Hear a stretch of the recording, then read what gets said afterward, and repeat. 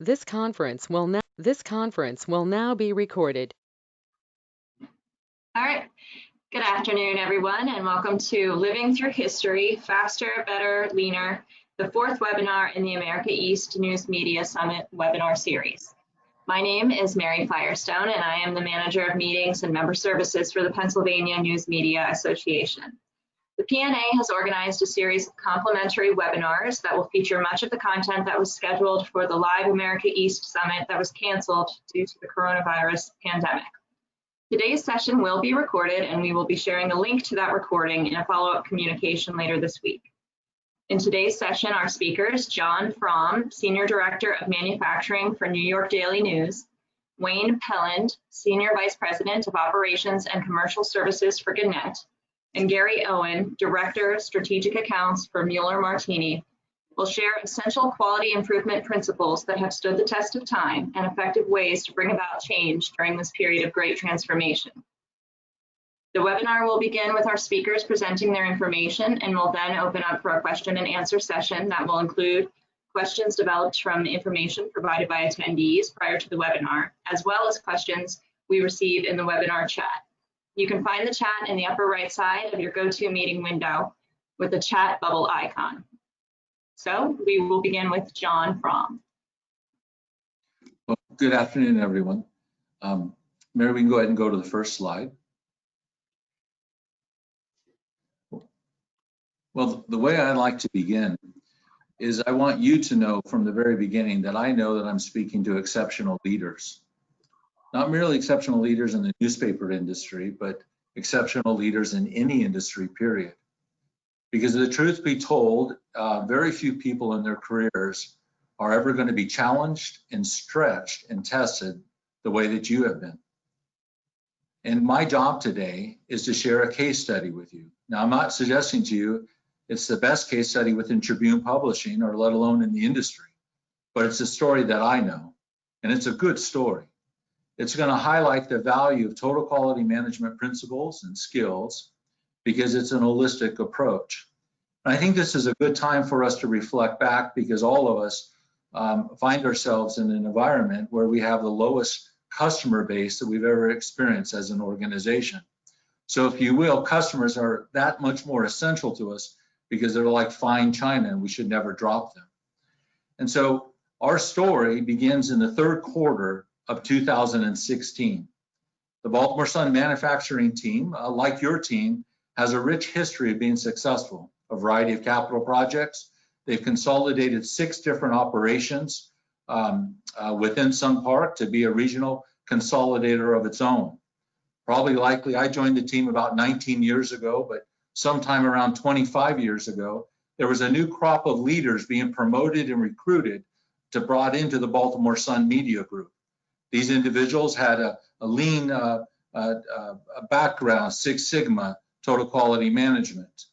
And they were beginning to think about things in a completely different way, which laid a foundation that serves us well even to this very day. But in the third quarter of 2016, something's going to happen that alarms the manufacturing team. They're looking at 2017 because like a team that keeps their commitments, they're always thinking 4 or 5 months ahead of time. And they're looking to see how much money will be saved in 2017. So they're looking at their cycling of savings. They're looking at how much volume is going down. They're looking at their cost of quality. They're looking at what new ideas that they have.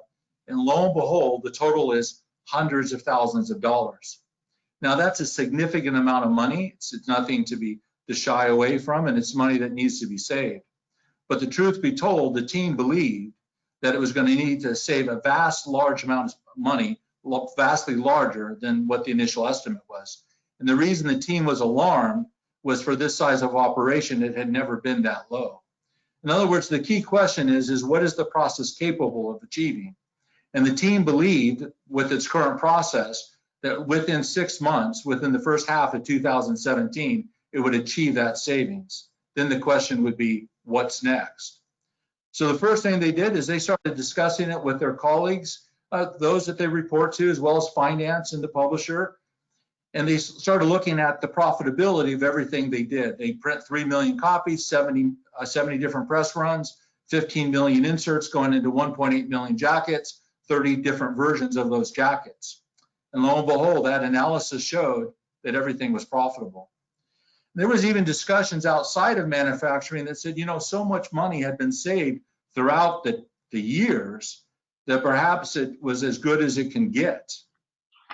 At least the manufacturing team hoped that wasn't the case. But this analysis sparked another question, and the question was this. You know, the type of work we were doing, 70% of it was 30,000 copies or less. You certainly wouldn't go out and buy 4-story color liners to do that kind of work. And that led them to do another financial model. They came up with a financial model to show what a commercial printer would accomplish. What if you went out and you had the right size of equipment, things like Gauss Magnum, single wide, and you had the right wages and the right flexibility. And they took their entire portfolio of work and they put it into this financial model and they compared it to their current operating cost. And sure enough, when they looked at the difference, the amount of money that could be saved was exactly what they wanted to save. Now, this money is significant. Knowing that hundreds of thousands of dollars doesn't cut it, if you were to pick a number and double it, you're probably in the range. I want you to know that. But it wasn't so significant that it would ever justify buying new press equipment. But this led the team to think, as it had done in the past with its end-to-end studies or optimizing the entire process, the team said, what if we went to the organization and we got everyone involved, pre-press, news, advertising, all of manufacturing, circulation, and we would optimize once again, as we've done in the past, the entire process.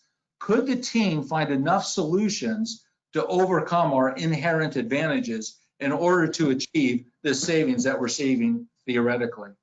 Now, let me stop here for a moment. First off, I want to let you know what the answer is. There is a happy ending to the story. The answer is yes, the savings was achieved. And I want to give you a sense of what the scope was like, because I kept looking at this back in 17 and 18. When you saw quarterly reports of the newspaper industry that said revenue down 10%, operating expenses down 10%, what I want you to know is that it got so good that the percentage of savings was double that of the average. So if the industry was reporting 10% declines in operating expense, there would be quarters where the Baltimore Sun team would be twice that amount, 20%. Now, I'm not suggesting to you it was double the amount the entire 2 years. I think it's safe to say that conservatively, it was in the 30 to 50% range. But I find that to be impressive because you know how aggressive the entire industry is being. And I share that with you to show the power of getting everybody involved in what can be achieved. And I'll share more details with you on that. First, a few disclaimers. I'm sharing old truths with you and straightforward solutions. In the last slide, you will see everything that we change, and that might interest you the most.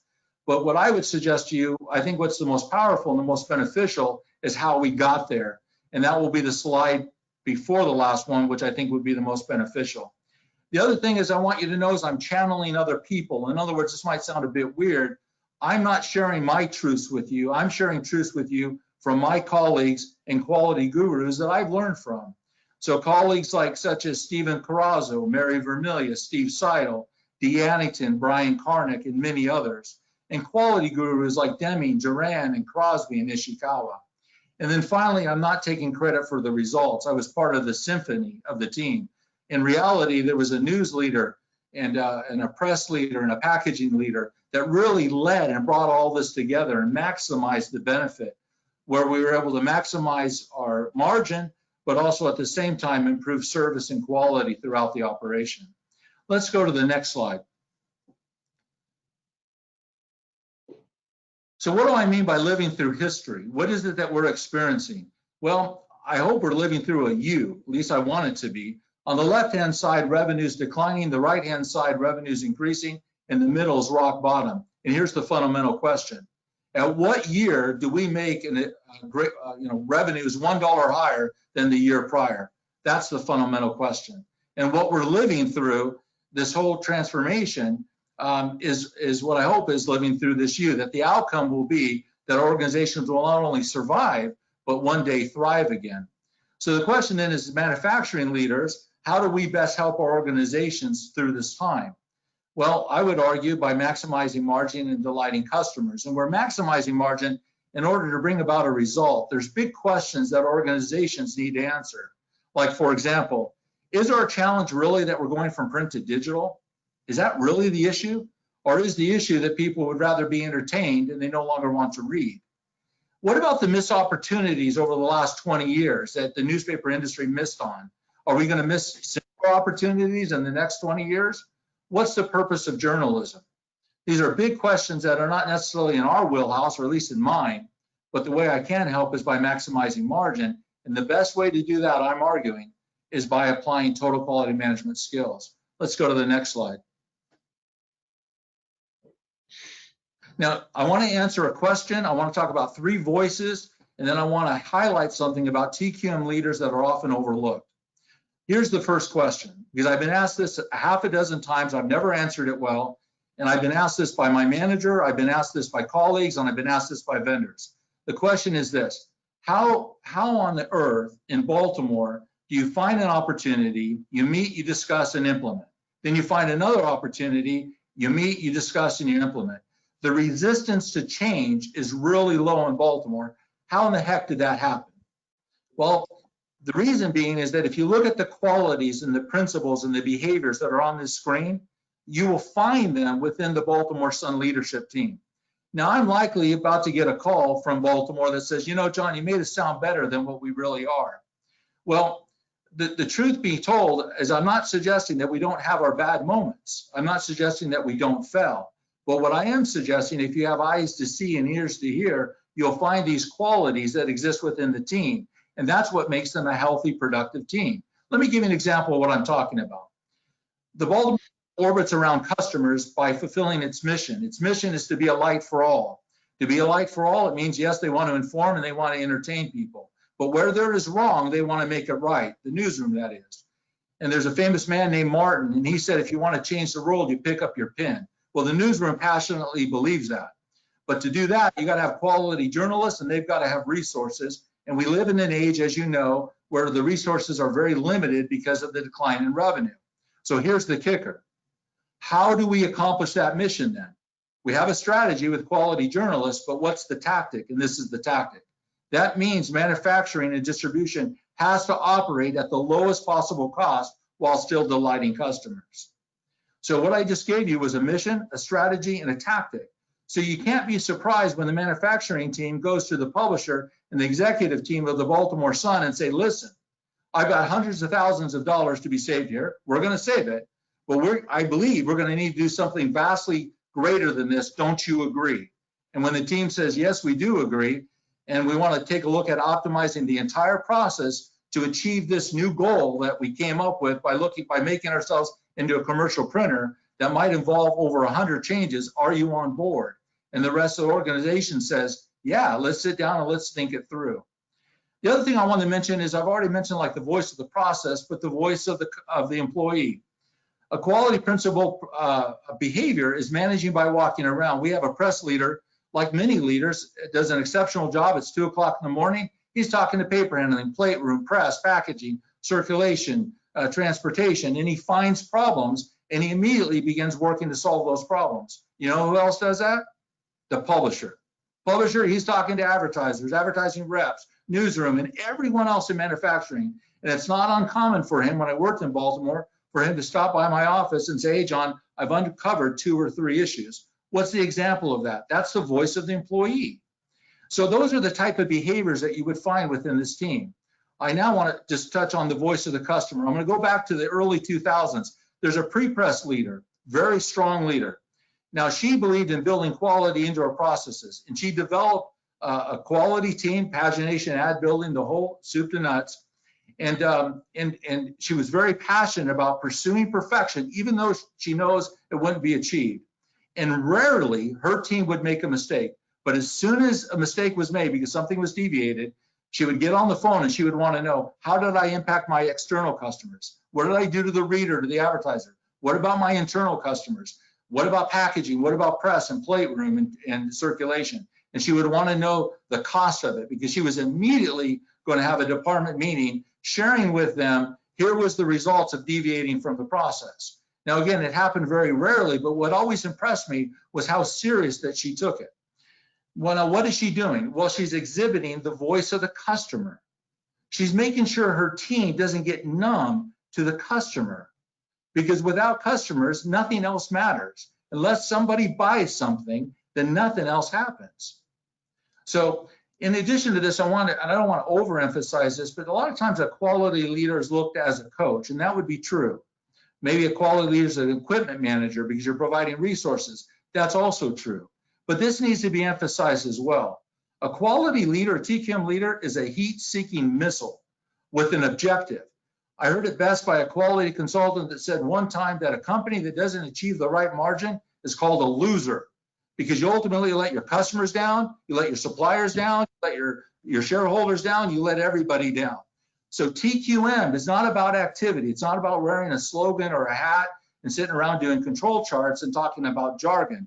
No, TQM is about results. It's a belief that you can maximize your margins by delighting your customers. And it's a one-trick pony, if you will. What are you doing? Well, you're relentlessly improving quality by reducing variation, natural variation, as well as assignable causes to maximize margin.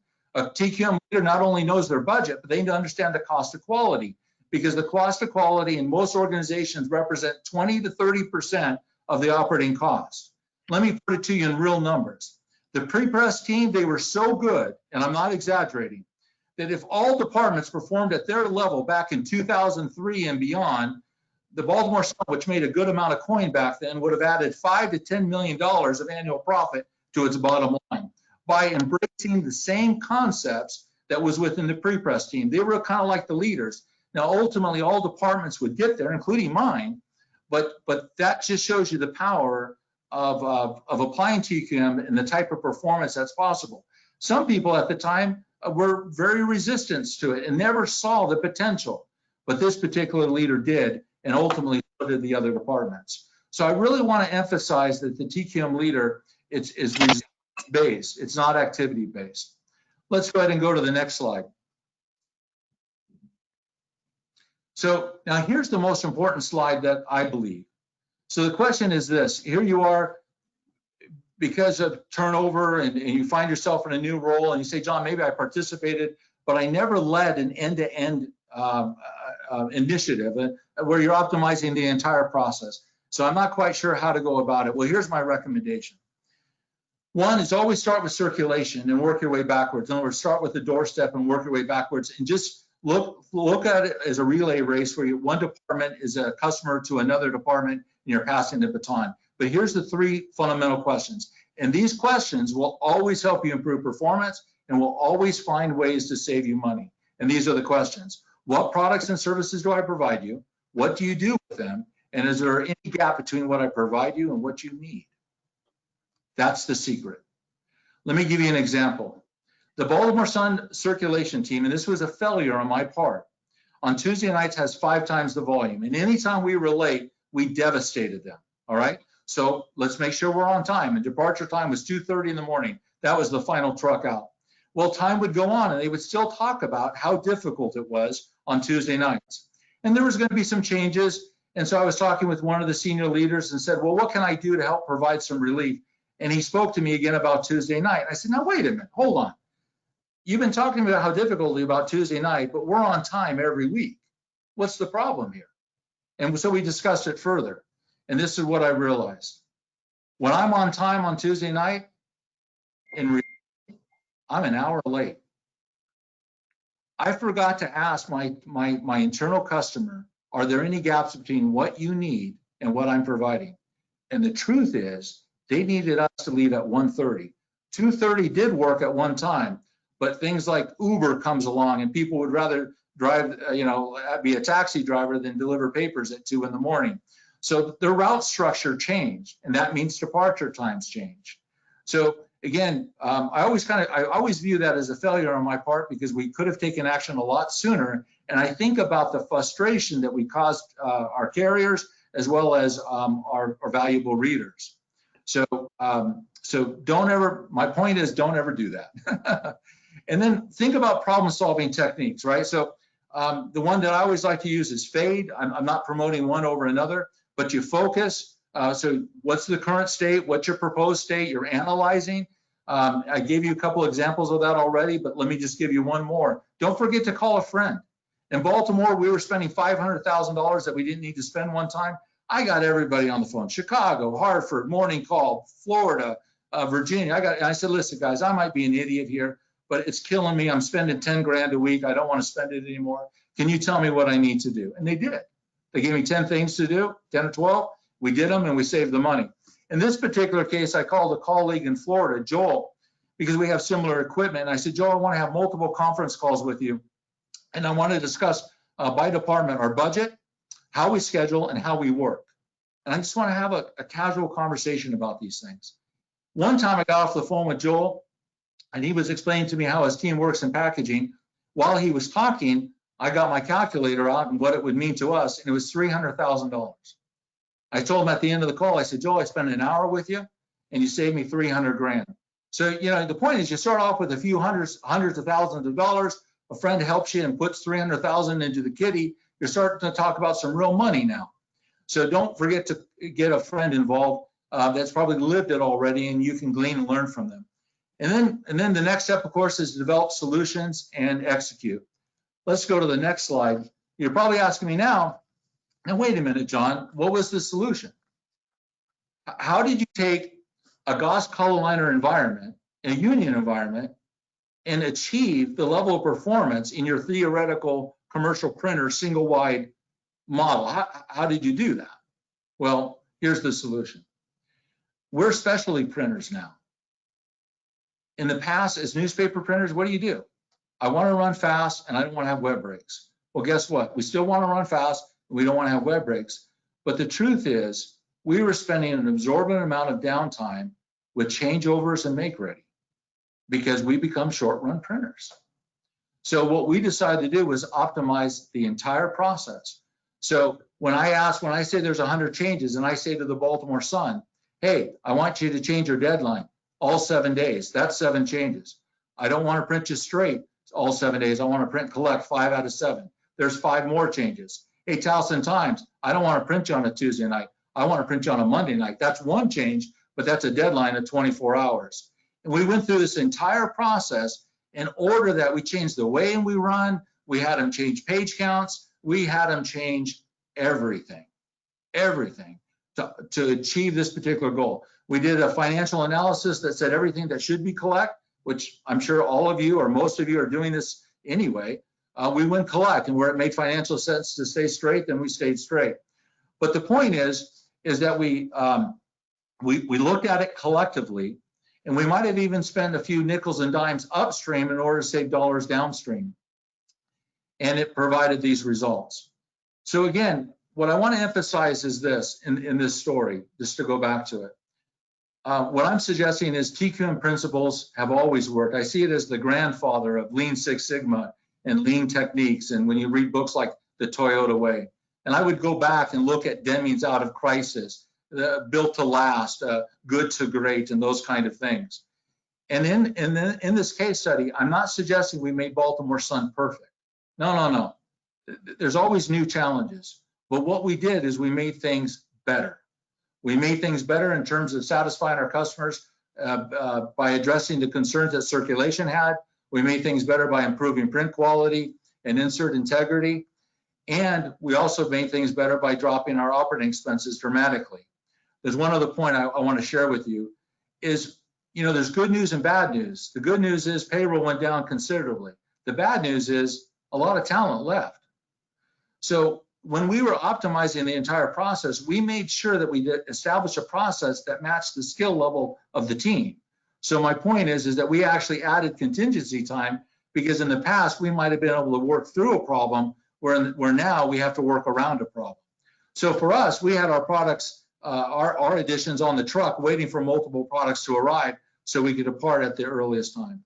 But basically the way I want to end this is this, and I hope this has been helpful, is we didn't make things perfect, but we made things better. And with continuous improvement, you'll always find new opportunities, fresh challenges every year. So again, I hope this was helpful and an encouragement. Thank you.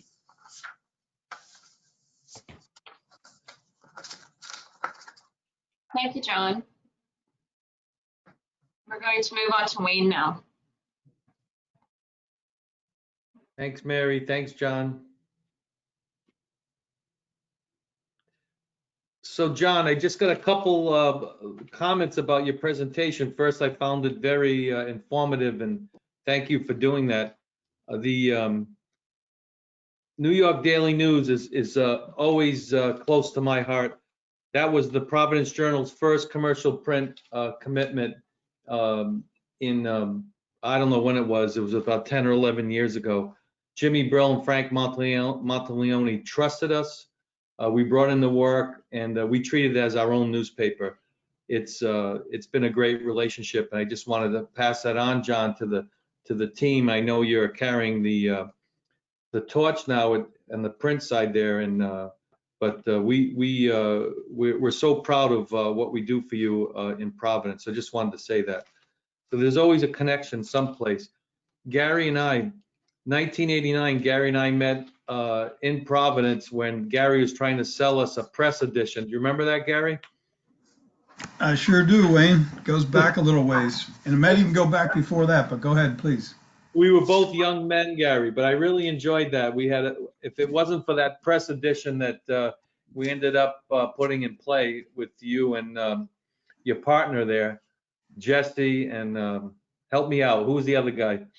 George Derby, Bruce. Jesse Strong, a few other Bruce. Goss guys back in the day, right? Yeah, Bruce. And believe it or not, there was competition for Flexo then, Gary. Remember that? Yes, there was. Yep. Interesting. Time flies along for sure. We were only 10. I know. So the last thing I wanted to make is I always like to have something I can remember when people talk like this. And so the one thing I want to point out that hopefully people carry away, we had a long tradition of presses and installations and equipment, and where there was always multiple companies, which is not always the case these days. But the Providence Journal went in a way and they purchased Flexo presses. So they were the first 100% Flexo operation in North America. And as of a month ago, we were the last Flexo operation that still prints in North America. I think that's an amazing fact. I hope others find that interesting. I certainly do. So that's one thing I know I'll never forget. So jumping to myself, obviously I mentioned a few times I've worked at the Providence Journal for a number of years. We went a little history. Belo Corporation, Dallas Morning News, purchased Providence in the mid 90s. 15 or 16 years later, Gatehouse Media, when it went on its buying spree in 13, we were the second large group. They bought the Dow Jones newspapers first, and then they bought the Providence Journal, which was their first larger metro newspaper, even though we're a larger mid-sized metro. We're not a huge metro in Providence. So it was quite a transition for us. Eventually, I ended up working for Bernie Shahara and working in Gatehouse with all of our properties, and it was quite a learning experience for me. Then you fast forward to 2019, and Gatehouse Media acquired Gannett, changed our name to Gannett, and then re-envisioned the entire company, which we're still in the process of doing. So I'd like to shed a little light on that, and please chat away some questions, even though I don't know how to do that, but I'm sure Mary does, if you have questions about it. So I'm gonna spend a minute on our organization. So we were given the freedom to structure our own organization. Of course, we were influenced by other people's regions across the country. We have 262 daily newspapers. We had 75 or so print facilities. We had scores of outsourced newspapers and a lot of commercial print. So we pulled that all together under Bernie Shahara. Bernie's responsible for GPS. I lead GPS, and Jack is my strong partner, Jack Saunders. Those of you, I'm sure you guys know Jack. And then we set up some regions underneath us, 7 regions. And we had 16 leaders, I think, of these regions. Someone might say, wait a minute, shouldn't you have 7? We're getting to 7. We just don't know how we're going to get there, but we're getting to 7. We're down to 10 or so leaders right now. People choose to go their own way. and different things that happen. So we're constantly refining our organization. For such a large organization, it was hard to just say we're going to get to one structure right in the beginning. So that's kind of how we manage structurally. We have lots of Zoom meetings. We have lots of interaction. We're accountable. We can take our own steps and actions. We don't have a lot of bureaucracy to get things accomplished. So from that perspective, it's a great place to work. Cultures were very different between the two companies, but I will say our distribution team has probably led the way in the merging of the cultures. The good, the not so good of each side has come together, and we kind of have found our own way to manage effectively. So from that perspective, it's been good. I can only speak for GPS. I don't, the overall company is also doing well. Obviously, we've had the challenges that you've all had with just the industry and then COVID. But I will tell you, we have a lot of talented folks that have helped along the way from both sides. And the merging of that, I'll call it a knowledge base of the groups, has been really refreshing to me. And it's really allowed us to achieve a lot of results. So I give you some the goals we were given. The company had to, among other things, achieve 300 million over 2 years of synergies. So redundant costs, management structures, finance, duplication, things of that nature that added up. I will tell you, having started this in the early days on the gatehouse side, that number grew. That number was not 300 million when we started, but it's 300 million now. Anyway, M&D, manufacturing and distribution, accounts for about 35 to 40% of that number. So we had our challenges.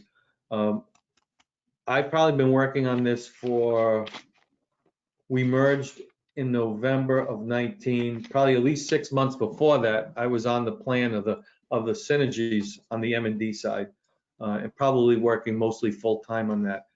As you can imagine, particularly without having the detailed knowledge of the other side, it was a daunting task. But once we were able to talk, a lot of things fell in place. So where are we today? Just briefly, so I can get the rest of my presentation. We've closed about 30 facilities in the first 6 months. We really started on January 1, and we're closing facilities every month. Although in Q4 will be a very quiet period for us. Right now, I'm ramping and preparing for Q1 of 21. We have kind of the things that we're going to do to achieve the rest of our numbers. Obviously, operationally, it's the most challenging time of the year. We're preparing for what we hope to be a little bit busier of a season. So if you have questions, please chat them in about Gannett or anything of that nature. What we found is with the regions, Jack and I run a pretty flat organization, but we have a few leaders. Tony Simmons, who's he's an admin manager. What he really does for us is he coordinates contracts, systems, interactions. We have so many different systems that impact our service and our quality and our delivery, that he's just a super organized process person who's able to get through that so that we can get where we need to be with the systems and get the information that we need to manage everything. Then we have 2 senior distribution leaders, Mike Donahue, over 40 years of Gannett operations, particularly on USA Today, which is another good point. We have a national pub, which helps us a lot because we have a lot of hauling synergies that we can tie into the rest of our newspapers, particularly on the gatehouse side. Anyway, and then there's Mike Wagenlander and then Jack that make up our core senior team. They all run regions. All of us manage plants, including myself. So I manage Providence probably 50% of my time. I'm not just an administrator sitting in North Kingstown going through these things, although I am in North Kingstown today. I probably get into Providence 3 to 4 days a week. But for today, I decided to stay at home would be a little bit quieter. But that was like our core operating guidelines is we're not going to lose touch with what we do. I still interact with pressmen. I still walk the floor.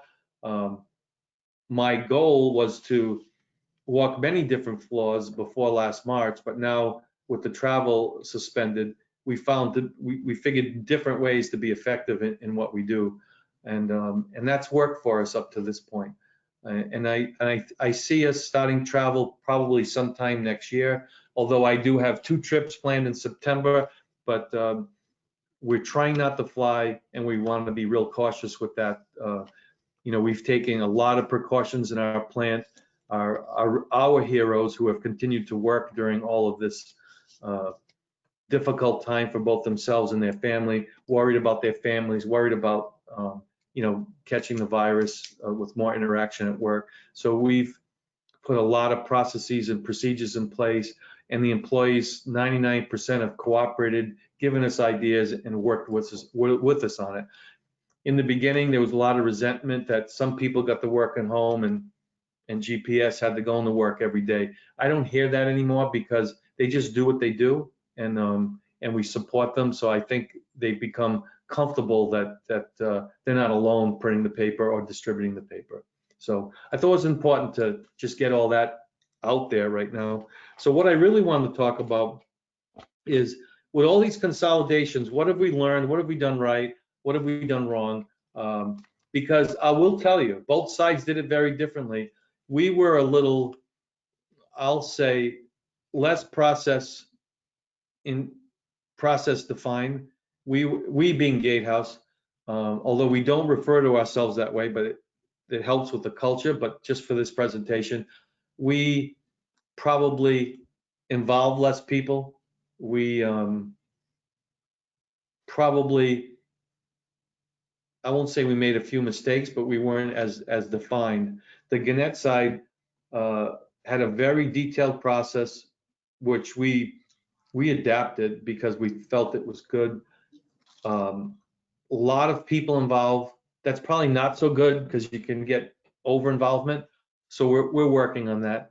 But when we put our 2 skill sets together, it really has kind of come together. And I'll just tell you, as I looked at the list of plants, I circled 2 or 3 of them and said, this one is one of the first ones we're going to close. Well, you know what? That one's now printing USA Today and Ventura, and it's going to print another paper soon. So our plans evolved, I guess, is what I can tell you, based on a lot of different things. And the involvement usually meant more savings, and so we stressed and pushed for that. And even though what I tried to enforce with the team is it's hard to close all these plants, but for every plant we close, we're saving at least another one. We're saving some core group of jobs. And so that's what we tried to do. So let's talk about, and these are in no particular order. You need a strong distribution plan. And John kind of touched on some of these pieces. You need really detailed hauling. You need a really good hauling partner. We have a number of them. Andrews comes to mind. Hood comes to mind. Hurley comes to mind. And there's scores of smaller haulers in different places and locations, and some of our own drivers. But you need to know, you need to have the right equipment. It needs to be maintained. You need to have a timetable. You need to measure it, and you need to report it. And if you don't do those things on that side of the business, you're going to fail. And not that we found that out, but we, particularly the Gannett side, was very measured on the hauling. And we tied in to a lot of our national pub and other national pubs where we could leverage, whether we all saved money, we made revenue, they made revenue. It was just a combination of how we did things. You need to have a real grip on your home delivery and single copy deadlines. I'm just keeping an eye on my time, sorry. And you need to understand what flex that you have on the distribution period. John mentioned, you start at the home delivery time. Well, I agree with him 100%, But that time in the middle where the home delivery, where the independent distribution folks need papers, there's a lot of flex in there. And a lot of times it's pushed against production windows. Remember, we have this large investment of these production plants. I want to load them 85%. 85% of that time, I want to be turning it or making ready. You get above 85%, what I've learned, you're going to have issues. I've been up at 95 with Providence, and I've had issues. Right now, but remember, every day you drop a little bit because your requirements are pushing down. Your preprints are dropping, even though we don't want them to. So we measure all of that every single day, and it's quite a task. But we know exactly where we're at, how we're loaded, and we know where we want to load to. And we hold the crews and the staffs in the facilities accountable to be able to do that workload. And if it's a color liner, if it's a Magnum, if it's a single wide Urbanite, if it's open fountain, we have different staffing levels. So I know I can call my spec up for Treasure Coast. I've never been there. I know it's a regional man, and I know exactly how we're going to staff it. And as we marched through and reviewed all these facilities, if they weren't at that staffing level, we somehow got to that staffing level. And that's how that's one part of the synergies that we have. So we kind of have a playbook. And I kind of got off track a little bit talking about that. I'm getting back to distribution now.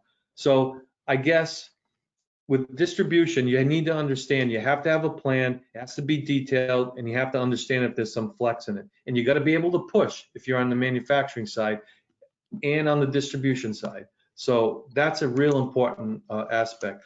That's one reason why GPS was already organized that way. But when we formed our vertical manufacturing and distribution at Gatehouse Media, the first plan was to have manufacturing and distribution separate. I think we all know what that would have done. That would have been this, a big fight all the time about times and synergies and how you're going to work and what you're going to do, and then two organization structures. So we pushed hard in Gatehouse to have it to be one organization, and what we've carried forward in Gannett was also testing at the same time. John Murray in Detroit is a perfect example of it. Bill O'Donnell in Providence is another example. We have one leader in those regions. That leader is responsible for manufacturing and distribution. That doesn't mean he has two hierarchies. That means he actually is involved in all of it. And we have integrated leadership where you can down through the organization. His number two runs Michigan distribution, John Morey. She also runs and manages the mailroom team in the Detroit facility, which is our largest print facility in the country. So that's where we're heading. In some regions, we had strong leaders. We had a lot of production facilities. So we went with two leaders, and we'll eventually, as things go, probably end up with one leader in each region. And we really see that as how we manage our business down. Unfortunately, that's a direction that we need to go to. All right, that's point number one. How's my time, Mary? Can you wrap it up in about 3 to 5 minutes? Yes, yep. I don't want to take anything away from Gary. I can't wait to hear Gary talk. Strong communications with news and advertising. In order to consolidate, you need the commitment. What we do in Gannett is 95% of our newspapers have a 7 p.m. deadline. I know some of you can't believe that. At one point, I couldn't believe that either, with 3-hour content before that deadline. That gives us the flexibility to maximize our facilities, achieve our cost savings and synergies. It also allowed news to establish a strategy around that time. So they have a digital strategy. It doesn't mean we stop collecting news. It's just reported a different way, whether it's on your phone, whether it's a website, e-edition, it's all updated differently. So that's been our strategy. And without that strategy, we would be half as effective with the savings. I'll just tell you that right up front.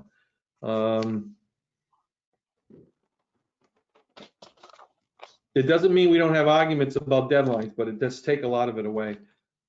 You need a strong communications team who write press releases, work with stories for our own newsrooms to assist with the facts for them so the newsroom can write the story. They take a big aspect off of what we do and how we do it. I can't say this one enough. You have to understand your print specifications. When I say print, I mean print, inserting, and hauling. Those specifications need to be written, they need to be checked. You all need to understand them, and you have to write to every page flow, press layout. Our team understands that, and that's really done at the detailed level of the press manager and the general manager and the facilities. We just consolidated a newspaper, a print shop today, and there were a couple misunderstandings of the specification. It was to an outsourced printer. They're usually on a different pace than us, so I analyzed them differently. I felt that they could meet the challenges and handle the specification, but it was a reminder how different companies work differently, and so no matter what they may have said, gee, we can't do that, or you never told us that, you refer back to your specification. If it's all there, it's hard to argue with. So all of that, it goes along and is very key to what you do. The legal side, whether it's a WARN Act, a good print contract, and support when issues come up. I've only had one contract that's ever had to go to litigation in all the years I've been doing this, and it was over a payment issue. It wasn't about print or specification, not doing a good job. So, but I think if you don't have that foundation, you're gonna run into trouble, and there's gonna be some misunderstandings. So those are the major points I wanted to hit. The biggest roadblocks I've seen is the loading of the facilities. A lot of it's getting your team to understand to load to 85%. Most of my managers want to load to 50%. No kid. Gary, you've seen this. You know that. When you walk in the plants, nobody wants to push the machine faster. No one wants to minimize the setup time. No one wants to say, I'm going to feed 3 heads today. It's just, but if you don't, as the leader, push those things, you're not going to achieve the results that you have to achieve. And so that is, I probably spend a lot of time on that. And one last story, and I'll wrap up, Mary. Indianapolis is a great facility for us. It's a great facility. It has 5 different inserters, all different types of inserters, which I'm not a fan of, but it does. It has 4 man rolling presses, but in their mind, in the past, they had 3 presses and this little press off to the side. Well, if you really looked at it with today's paper and how we can configure, they had 4 presses. So we're going to load it as 4 presses. And so, but that was a philosophy that we had to work at. So we spent a lot of time managing what we call the E to E schedule, addition to addition, make ready time, what's happening. We pull news and makeup in.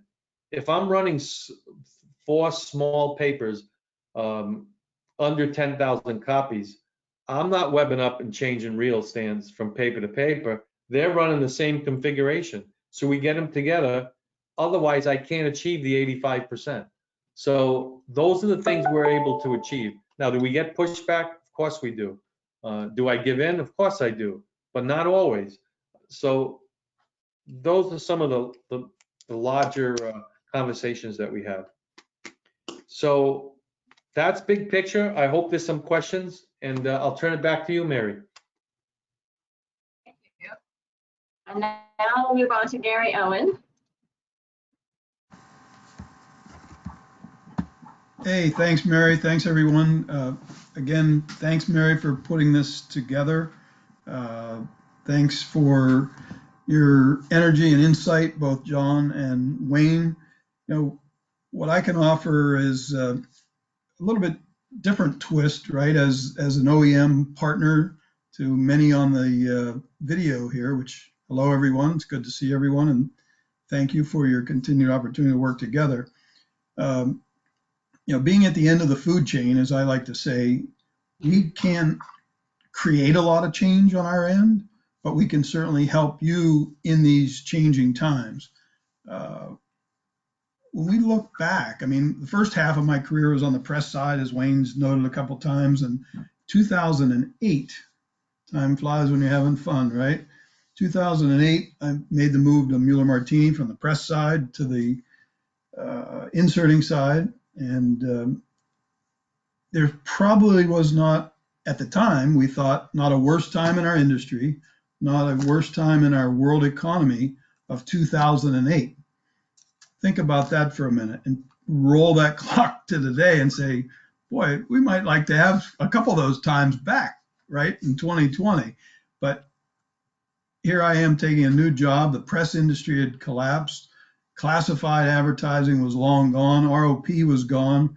And we're all scratching our heads saying, hey, what about this thing on the internet that we can go to Craigslist and buy everything online? But we adapted. We changed. We became leaner back then, to John's point and to Wayne's point.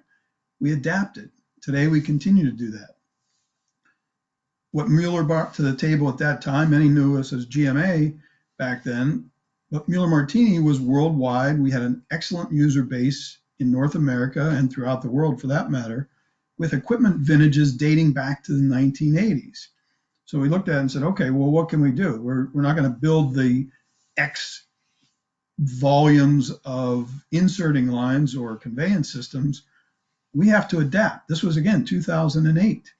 Started looking at this when I first came on board and looked at all the different vintages of equipment, looked at all the different opportunities with that equipment and said, okay, well, with the more modern equipment, perhaps we can back channel or back upgrade those items, if you will, make them backwards compatible to the newer version and allow our users, again, the opportunity to become faster, leaner, stronger, better, and all the monikers you could put onto it.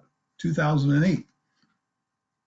Here we are 12 years later, and we know what's happening in the worldwide economy, the US economy, and our business economy. We're making those same changes. And what we've had to do, again, being at the end of this partner supplier food chain, we've made those changes to continue to adapt, right? And what are those? Specifically to the insert planning, we have insert planning and tracking systems that some of you already utilize that more than ever, the tracking piece becomes extremely important because the way I see it, as you're pushing paper through the business, you're tracking that insert, you're tracking that jacket, you're making sure that that is verified back to the advertiser, reaches the customer. So there's that bond between the client and the customer more and more, that being the advertising client, I should say. So the planning and tracking systems are becoming more and more important. We see emphasis on that. The other area that, again, dating back to 2008, was updates, upgrades, and compatibility measures. How can we, as an OEM, bring change for you to be leaner, better, faster, stronger? That was bringing the modern day equipment elements, whether it's on the electronics or the mechanical aspects of the newer models, and allowing those updates and upgrades to be offered on the older equipment. So that was keeping everything what we call under an up-to-date category, right?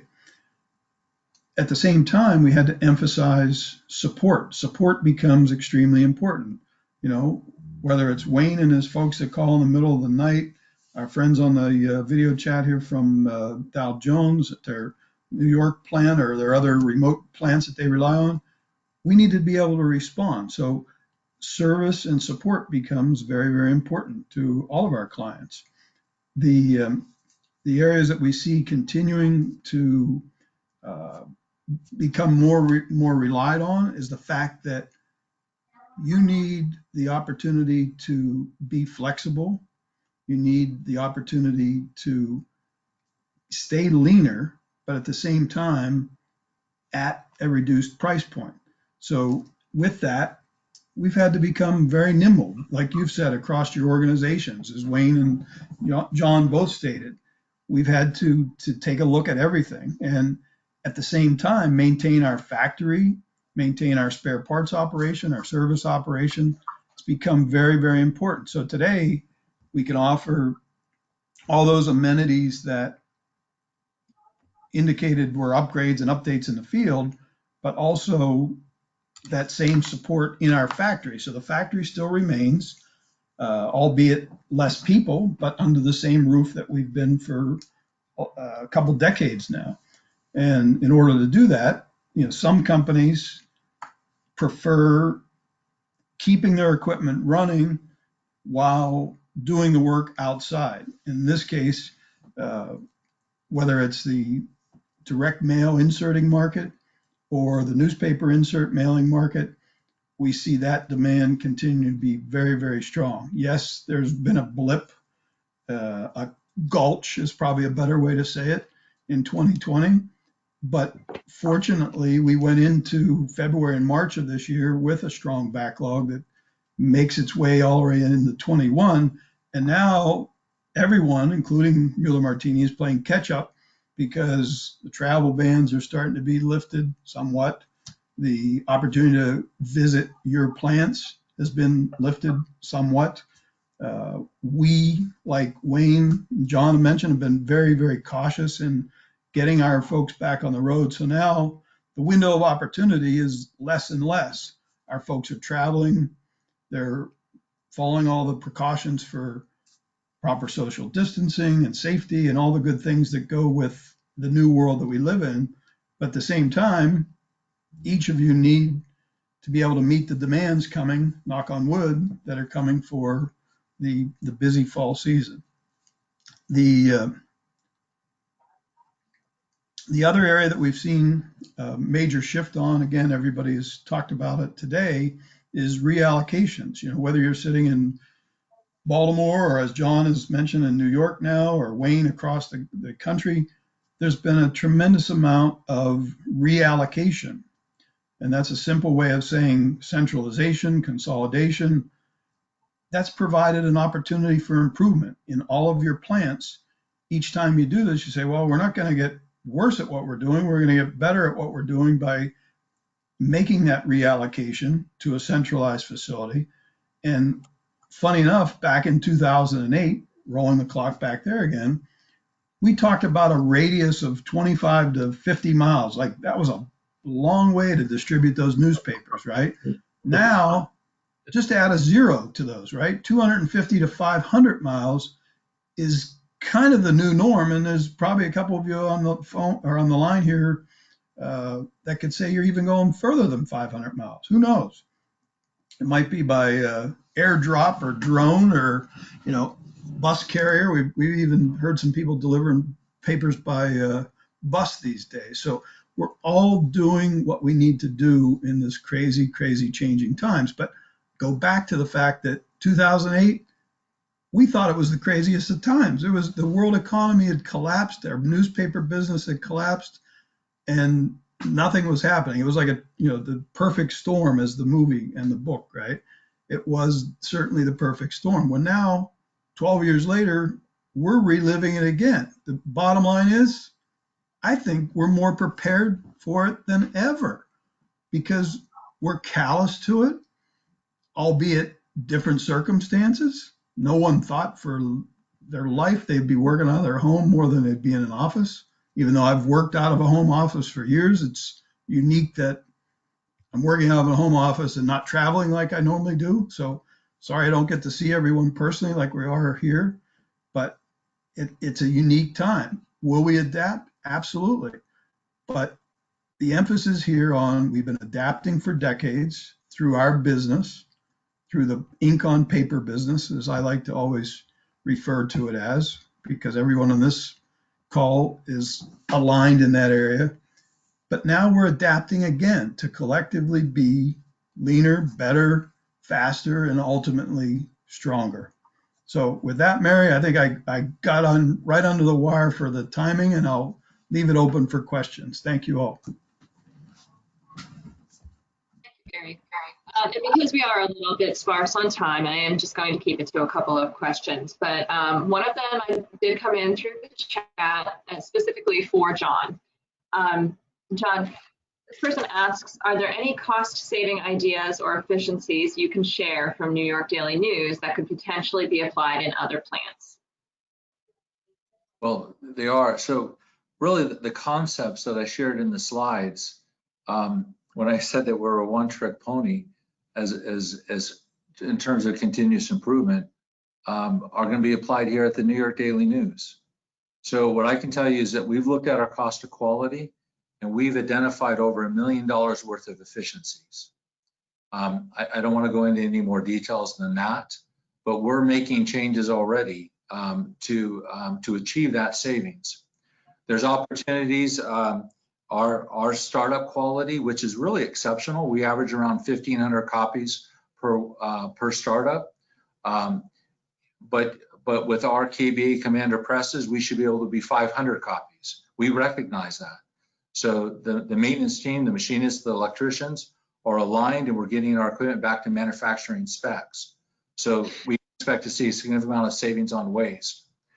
What we're focused on, very similar to Baltimore, is creating future opportunities to add commercial work. Again, so that because we've been stretched in every way possible. So we're also revenue generators, aren't we, everyone on this call? So we're looking at, in order to improve performance so that we could create additional time so that we could add customers and give them a fair, solid rate, but at very low incremental expense. So here are the opportunities. Number one, do your cost of quality analysis. For us, there's $1 million plus. We're going to go get that. We're going to improve quality because, for example, a lot of times we blow out our highlights and midtones. We recognize that. We're solving that problem. And at the same time, we're going to get down to 500 waste copies as an average, which is, I never would have thought such a thing was possible. In Baltimore, I never got there. My dream was always 1,500. I know Gene and team will certainly get there. But here I think we get down to 500. And then we're creating additional time, and we're going to the marketplace, because being up here in New York, it's not only, and you guys know this better than I, those that have lived here, it's not only a separate country, but it's countries. You know, all these wonderful different people groups living together with all these variety of newspapers. And so to be able to add additional time, define time within the current process so that we can add it at incremental expense. All right, thank you, John. And then the last question I'm going to ask, and I'll let each of you take a turn at it. I'm going to try to combine several into one. So when it comes to a consistent reevaluation of systems and processes and updating those or affecting change, and especially when it's a matter of judging cost reduction versus retention or development of quality, what do you consider a sweet spot? Can you give a for instance or examples of, you know, how did you reduce, how did you improve, you know, distinct examples? And then also, how did you begin that process? Like, where's the starting point? So let's start with you, Wayne. Okay, the first thing I'm going to tell you is the vendors have to be in play with you. Ink, plates, newsprint for quality. You have to have 40-gram newsprint that you can run that is not going to have excessive web breaks and meet all the characteristics of your specifications.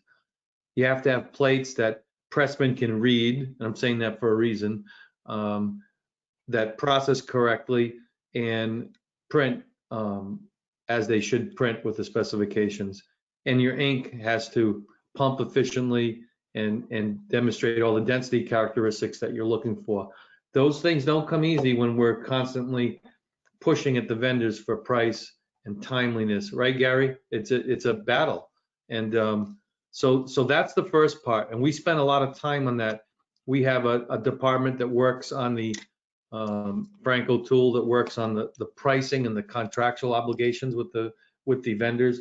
And then we come in and we work on the quality aspect of it, and we partner together. So that's our strategy of how we do that. If you're a smaller shop, like we used to do, we used to negotiate ourselves. So you're playing both roles within operations. it can be done effectively that way too. So that's the first part. And how do you get started? You have a team that's in place, your management team. You provide them assistance with goals and objectives. You lead them along the way. You have to show them and lead them as to what you're looking for. You have to communicate and meet frequently and look at the objectives. And then sometimes you got to push and tweak them and show them things you've done in other areas. So the benchmarking is very important and critical. We have 3 locations with color liners. I'm not going to run Phoenix with more pressmen than I'm going to run in Lakeland. I'm just not going to do it. So we develop a model, and then we work together to try to learn from each other. One last point in learning from each other. So we print New York Times in 7 locations. We meet once a week, all of us, for about an hour and a half. And we go through everybody's scores, everybody's issues, because I'm frankly not proud of where we've been the last 6 months on the scores, to be frank. So I'll just say that up front. And so we've got a couple sites that have done well. So we learn from the other sites. Attention to the sites that are not doing well always helps. And so that's, I guess, my my quick answer. Thank you. How about you, Gary?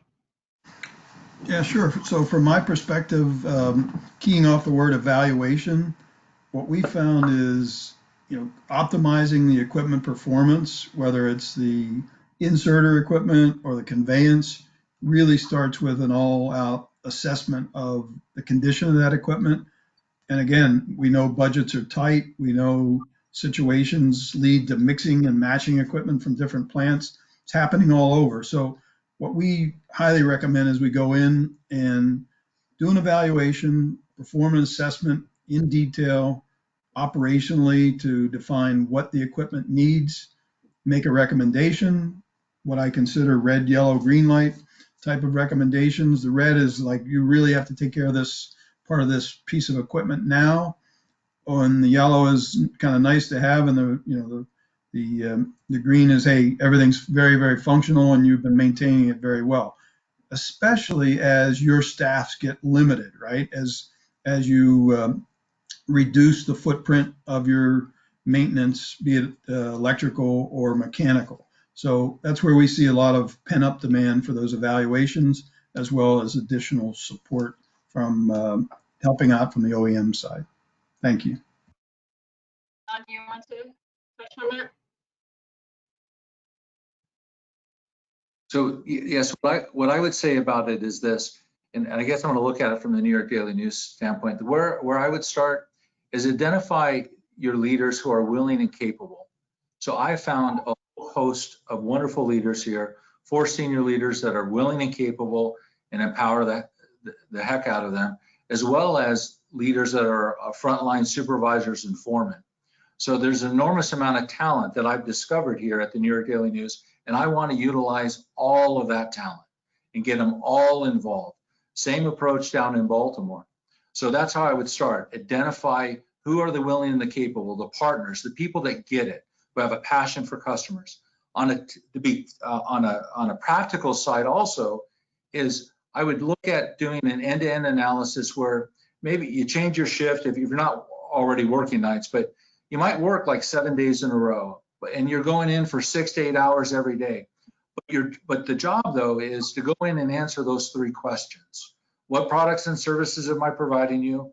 What do you do with them, and what are the gaps? And talk, again, look at it as a relay race and talk to all of your people and have just honest conversations, because the things that you and I might think are happening in reality aren't. Variation is not our friend. And so the whole concept about continuous improvement is reducing variation. There's 2 ways of doing that. You could be a micromanager, and that's one way to reduce variation, or the quality approach way is saying, no, I'm going to get everybody involved in bringing about this variation. So whether it's wasted time or newsprint or all the things that that you could leverage all those resources. But that would be my encouragement is do an analysis yourself. When I get between a rock and a hard place and I don't know what to do, I've probably done this half a dozen times in my career. I'll just start talking to people and I'll do my own informal end-to-end analysis and spend 6 or 7 days just talking to people. All right. Thank you very much.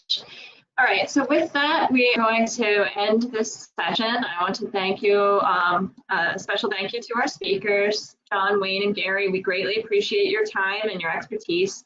I want to thank you, all of our attendees, again, for joining us today. We will be sending up a follow-up communication later this week that will include a link to the recording of this webinar. And I invite all of you to take a moment, look at the America East News Media Summit webpage. We have some really great sessions coming up, and they're all complimentary to you. So thank you again, and I hope you have a lovely remainder of your day. Thank you, everyone. Great seeing you. Bye now. Bye-bye.